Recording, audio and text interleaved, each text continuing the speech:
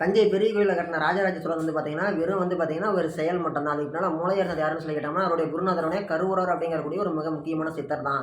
அவருடைய ஆலோசனைப்படியும், அவருடைய கட்டளையின்படியும், அவருடைய வழிநடத்துதலின்படியும் தான் வந்து தஞ்சை பெரிய கோயில் அப்படிங்கிறது உருவாகியிருக்குது. அப்படி உருவாக்குன வாட்டி வந்து பார்த்தீங்கன்னா, ராஜராஜ சோழன் வந்து பார்த்தீங்கன்னா, ஒரு விதமான முறையில் வந்து நம்ம கும்பாபிஷேகம் பண்ணணும்னு சொல்லியிருக்கிறாரு. அவர் சொன்ன வாட்டி அவங்க என்னன்னு சொல்லிட்டோம்னா, தமிழ் முறைப்படி பண்ணலாமா? இல்ல சித்தர் முறைப்படி பண்ணலாமா? அல்லது சமஸ்கிருத முறையில பண்ணலாமா? கும்பாபிஷேகம்னு சொல்லிட்டு அவங்களுக்குள்ள ஒரு கான்வர்சேஷன் வந்திருக்குது. அப்படி கான்வர்சேஷன்ல வந்து எப்பவும் யார் வலிமை பொருந்தியவனோ அவங்களுடைய செயல்பாடு தானே ஜெயிக்கும். கடைசியில ராஜா சொன்ன மாரி தான் வந்து கும்பாபிஷேகம் முறை அப்படிங்கிறது பண்ணியிருக்காங்க. அப்படி அவங்க சொன்ன வாட்டி வந்து பார்த்தோம்னா, கரூரார் வந்து ஒரு சாபம் அப்படிங்கிறது விடுறதா சொல்லப்படுது, நம்பப்படுது. என்ன சாபம்னா, நீ வந்து ராஜா அப்படிங்கிற ஒரு ஆட்சி அதிகாரத்தில் ஒரு ஆட்சி பவரில் தான் இந்த மாதிரி சொல்லியிருக்கிற.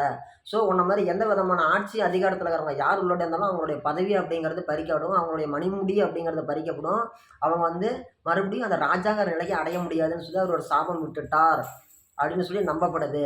அந்த சாபத்தின் காரணமாக வந்து பார்த்தீங்கன்னா, ஒரு கோவிலே இறந்து போயிட்டாரு. மேலேருந்து கீழே வந்து இறந்து போயிட்டாருன்னு ஒரு விஷயம் நம்பப்படுது. பொதுவா வந்து பார்த்தீங்கன்னா, ராஜராஜ சோழனுடைய வரலாறுல வந்து பார்த்தீங்கன்னா, அவருடைய பொறந்ததுலருந்து அவர் வளர்ந்தது வரைக்கும், வாழ்ந்த வரைக்கும், வெற்றி பெற்ற வரைக்கும் எல்லாத்துக்குமே வந்து ஆஃப் த ரெக்கார்ட் இருக்குது. ஆன் த ரெக்கார்ட் இருக்குது. ஆனா, அவருடைய மரணம் சம்மந்தப்பட்ட ஒரு விதமான ரெக்கார்டு அப்படிங்கிறது எங்கேயுமே, எந்த இடத்துலயுமே நம்பிக்கையான முறையில அப்படிங்கிறது எங்கேயுமே சொல்லப்படல. அதுக்கான காரணம் என்னன்னு சொல்லி கேட்டோம்னா, கருவூரார் சித்தருடைய சாபத்தின் காரணமாக தான் அது சொல்லப்படுது. அவருடைய மரணம் அப்படிங்கிறது எங்கேயுமே சொல்லப்படலன்ட்டு.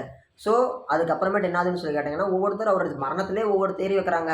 அதாவது வந்து பார்த்தீங்கன்னா, இலங்கையில இருக்கக்கூடிய ஒரு ராஜா வந்து என்ன பண்றாரு, தனக்கோசரம் வந்து ஒரு ஸ்லீப்பர் செல்ல வந்து ராஜராஜ சோழன கொலை பண்ணுறதுக்கோசரம் உள்ள அனுப்புறாரு. அந்த பெண் வந்து பார்த்தீங்கன்னா, ரொம்ப நம்பிக்கையான ஒரு பெண்ணா இருக்கிறாங்க. அப்படி அவங்க நம்பிக்கையான பெண்ணா இருக்கும்போது, அவங்களாலேயே வந்து அவர் கொலை செய்யப்படுகிறாருன்னு சொல்லி ஒரு தியரி முன்வைக்கப்படுகிறது. அதுவும் கோயிலுக்குள்ள வச்சு அவங்க மேலே இருக்கும்போது, அந்த பெண்மணி வந்து மேலேருந்து கீழே தள்ளி விட்டு அவரை கொலை பண்ணிவிட்டாரு அப்படின்னு சொல்லி ஒரு நம்பப்படுது. ஒரு விதமான தியரி ஒவ்வொருத்தருக்கும் ஒரு கருத்து சொல்ற மாரி, இப்படி ஒரு விதமான கருத்து வந்து அங்கே நிலவிட்டு இருக்குது.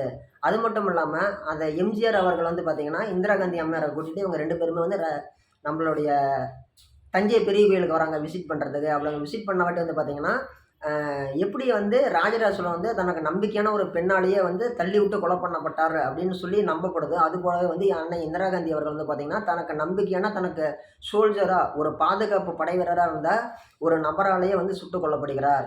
அவங்களுக்கு வந்து பார்த்தீங்கன்னா, அதே வருஷத்துல வந்து அவங்க இறந்து போறாங்க. அன்னையிலேருந்து ஒரு 3, 4 வருஷம் கழிச்சு வந்து பார்த்தீங்கன்னா, எம்ஜிஆர் அவர்கள் வந்து பார்த்தீங்கன்னா, முதலமைச்சரா இருக்கும்போது தான் உள்ளாடி போறாரு. அப்படி முதலமைச்சரா இருக்கும்போதே வந்து பார்த்தீங்கன்னா, அவர் வந்து பதவியில இருக்கும்போது அவர் இறந்துட்டாரு. ஓகேங்களா? இந்த ஒரு விஷயத்த வந்து நீங்க ஞாபகம் வச்சுக்கோங்க.